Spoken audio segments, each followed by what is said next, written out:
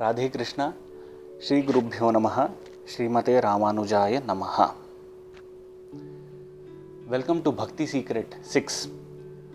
It is marvelous to see Tirukkolur Pen Pillai changing topics fluently from Ramayana to Mahabharata to Krishna Leela to the lives of various devotees and conveying her message to Swami Ramanuja in a clear and a concise manner. She is now going to convey her sixth message to Swami Ramanuja. The verse goes like this: Did I offer a corpse as a feast like Ghantakarna? So, who was this Ghantakarna? Why did he offer corpse as a feast? It sounds scary, right? And to whom did he offer this corpse as a feast is today's story outline. Ghantakarna was a kind of a ghost.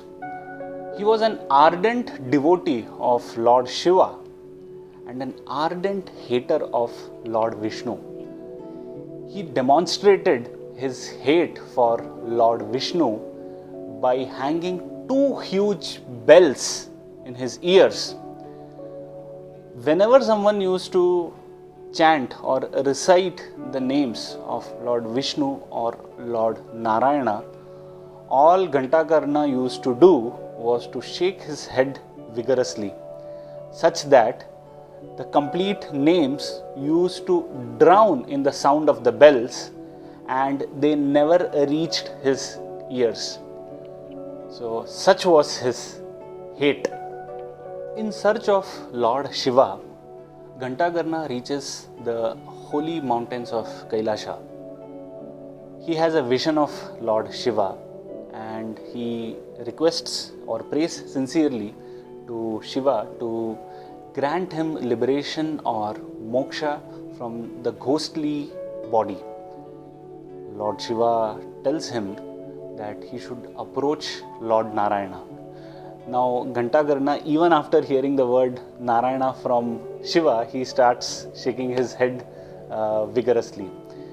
He says, "Oh Lord, I have been praying to you all my life and you ask me to go elsewhere. I feel betrayed." Now, Shiva says, that is your problem. If you want liberation, if you want moksha, you have to approach Narayana. So he reiterates to Ghantakarna to pray to Narayana. Finding no other alternative, Ghantakarna asks Shiva to show him the way to reach Narayana. So Lord Shiva says, take off those earrings as the first measure to meet Lord Narayana. He asks him to meditate on Lord Narayana's form and chant his names.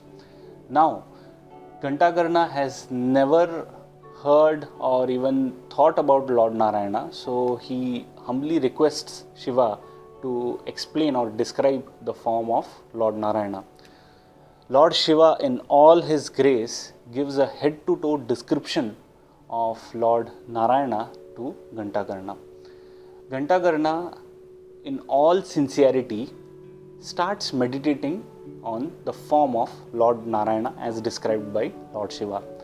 Lord Shiva also tells him further that Lord Narayana is in the earth in his Krishna avatar currently and he will come to Kailasha to meet Lord Shiva. That is the time when Ghantakarna should approach Lord Narayana in the form of Krishna and ask for liberation.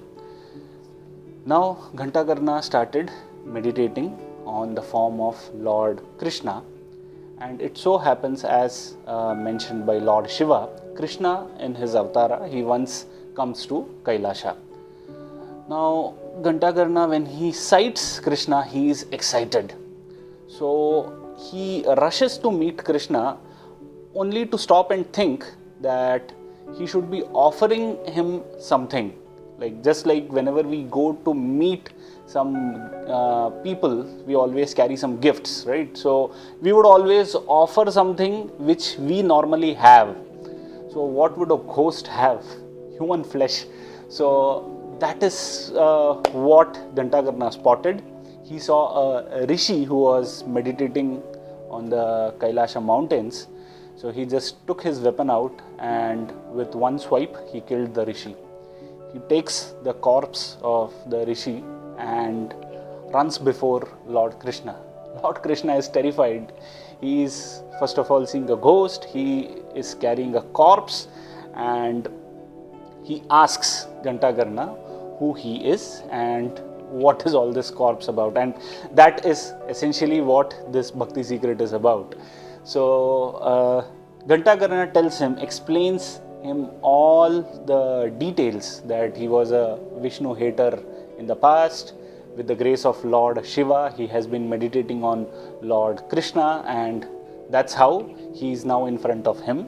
And he had to offer Krishna something, so he killed this rishi who was in the state of meditation, and he prayed to Krishna to give him moksha or liberation from the ghostly body.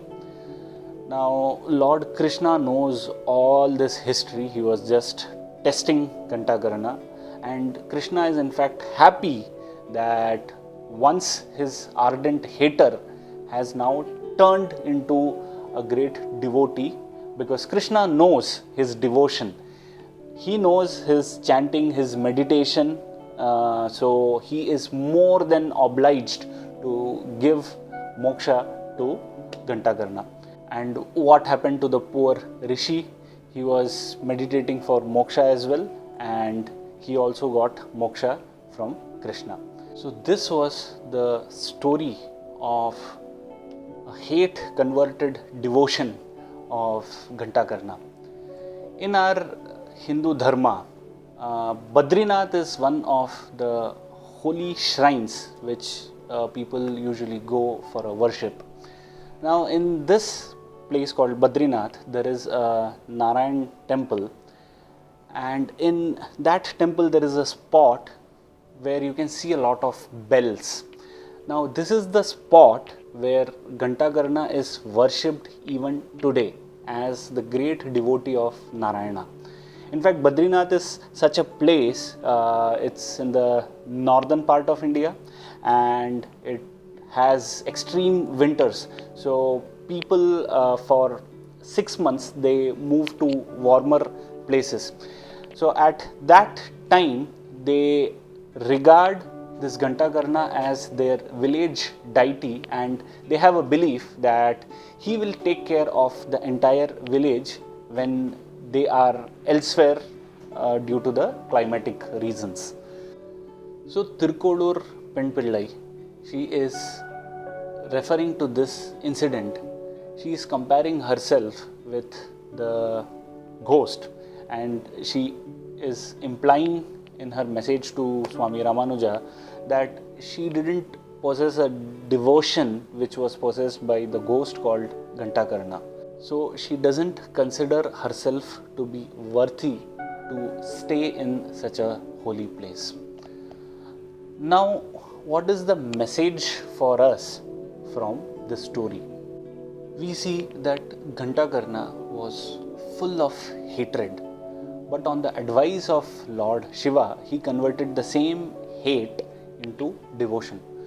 Now if we look around the world, we see a lot of hatred, hate crimes, negativity which is floating around.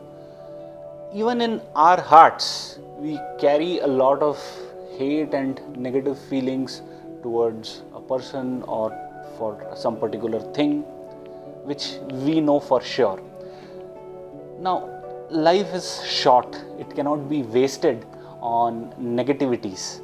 So, we should be taking a step back, introspect, and get into all those negative feelings, bias, prejudices which is occupying our heart.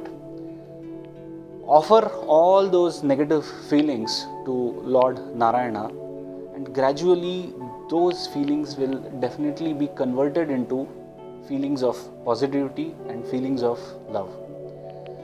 And with positivity and love to be filled around us, life will surely be a blissful experience. So thank you for staying tuned to Bhakti Secret 6. We will soon catch up with Bhakti Secret 7. Radhe Krishna, Shri Gurubhyo Namaha, Shrimate Ramanujaya Namaha.